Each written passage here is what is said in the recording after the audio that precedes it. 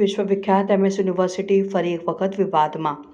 યુનિવર્સિટીની હોસ્ટેલના ભોજનમાં ઈયળ નીકળી, મેસના ભોજનથી ફૂડ પોઈઝનિંગ થતું હોવાની પણ વિદ્યાર્થીનીઓની ફરિયાદ। જમવામાંથી ઈયળ નીકળી હોવાનો ફોટો સોશિયલ મીડિયા ઉપર પોસ્ટ કરી 4 હોસ્ટેલ માટેનું જમવાનું એક જ હોલમાં બને છે। એક જ વ્યક્તિને કોન્ટ્રાક્ટ આપવામાં આવ્યો છે। મેસમાં બની રહેલા ભોજનની ગુણવત્તા અંગે અનેક સવાલો।